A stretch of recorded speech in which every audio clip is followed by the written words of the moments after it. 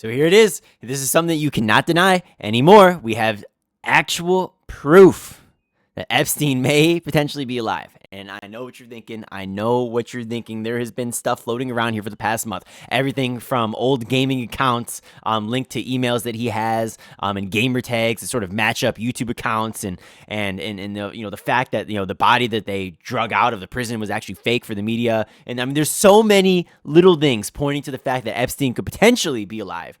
Somebody going up the stairs to his cell, which we found by just the sheerest of accident, with footage that the DOJ certainly did not want to fucking release.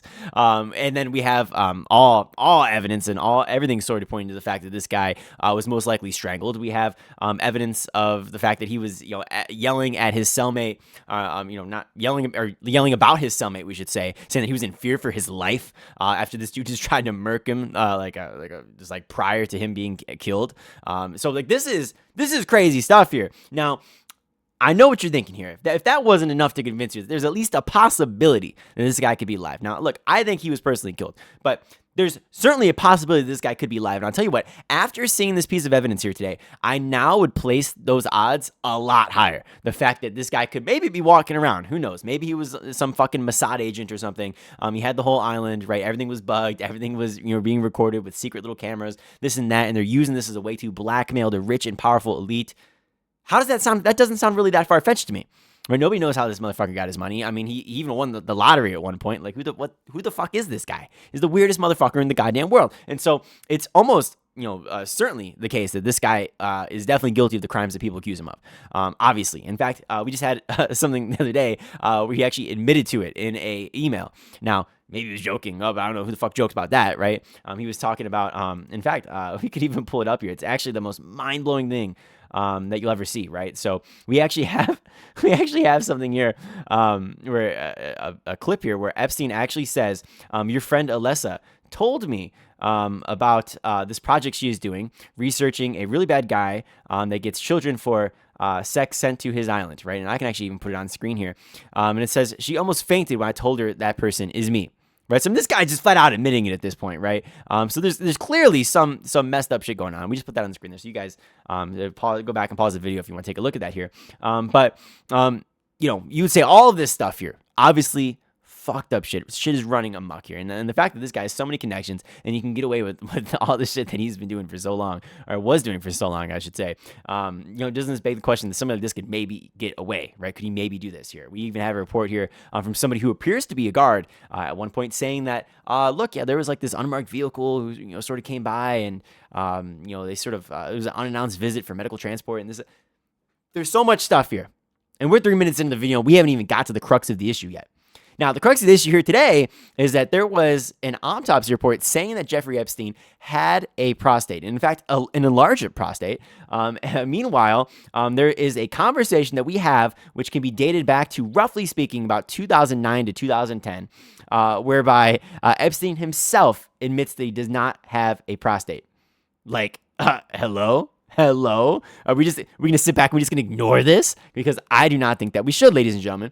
So let's get to it here. I'm going to put this on screen here. We have we'll start off with this here first. And so this is a conversation which I have dated to, roughly speaking, around 2009 to 2010. And the reason I was able to sort of date this here is for a couple of things. The first things first is that the content of the conversation in its entirety, obviously this is just a snippet of it, but in its entirety here is going to be referencing Obama being unable to pardon him for a federal crime, which places it in the timeline after his 2008 Florida plea deal. And then during the period which he was seeking a gubernatorial pardon, as well. So we have Chris was the Florida governor from 2007 to 2011. So this conversation almost certainly occurs from 2009 to 2010 when Epstein was attempting to seek a state pardon from the governor, Charlie Crist.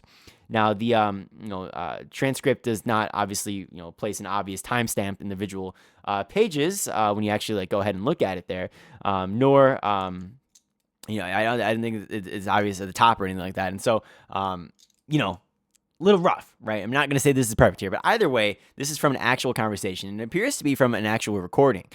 So even worse, it's not like something that somebody's recalling from like 30 years ago or whatever. This is from an actual recording. At least that's to me exactly what this looks like here.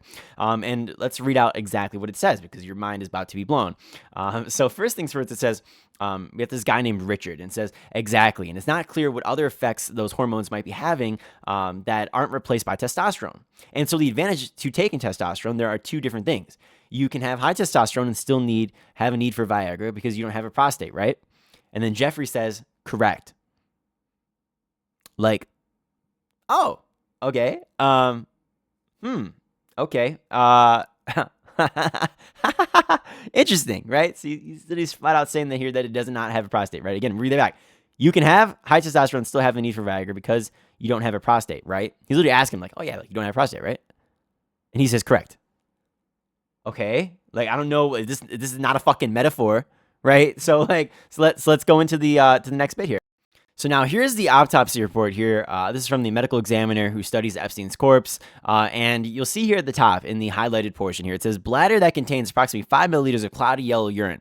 And it says the prostate is slightly and diffusely enlarged with marked enlargement of the verumoctanum. The testes are unremarkable. So wait a second here. It says the prostate is slightly and diffusely enlarged. So, ladies and gentlemen, is this not proof here that this is not the same person?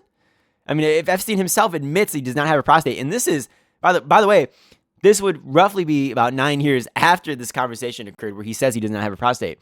So he's not facing any charges. No, there's no meandering about this here. Now we get the autopsy here almost a decade later, saying that he actually does have a prostate. So who the fuck is this corpse who has a prostate here? How does this corpse have a prostate? Oh, I get it. Maybe it's not Epstein. Maybe it's not Epstein, ladies and gentlemen. Maybe that's the case. Maybe Epstein actually got away, and we're all the suckers for believing that he was dead, and that and dead men tell no tales, which, is maybe partially true. But in this situation, there might be a living man out there that we can get some details from, and maybe we track him down one day. Who the hell knows? But certainly this government is not going to admit that. And even if they had the documents, they're sure as shit never going to release that to us. Nor would a Democrat do the same, right? I mean, I look at Biden, for example. He ended up being better than I thought he would be, because I'm not a fan of the guy at all. But he didn't even talk about the files. At least Trump ran on the idea of releasing them as much as he does not release them. He tries to make himself look better. I mean, we know that they were redacting his name multiple times throughout the files, illegally, by the way. And there's no justification for redacting literally anything in the files, almost anything in the files by law. These people should be held in contempt of Congress, and they still have not actually even released all of the files, because we know there's actually more floating around. Because inside the files themselves, we can get things like FBI correspondence, whatnot, DOJ correspondence, stating that there are more files that have not been released. And so, it's just bad. This is just bad. And if the government's willing to lie about this, what else do you think they're willing to lie about? Right? I don't know. But ladies and gentlemen, brothers and sisters, comrades and friends, if you think Epstein may still be alive out there, hit that like button. And we will bring you guys some more news when the time comes. But crazy world we live in. Have a good day. Peace.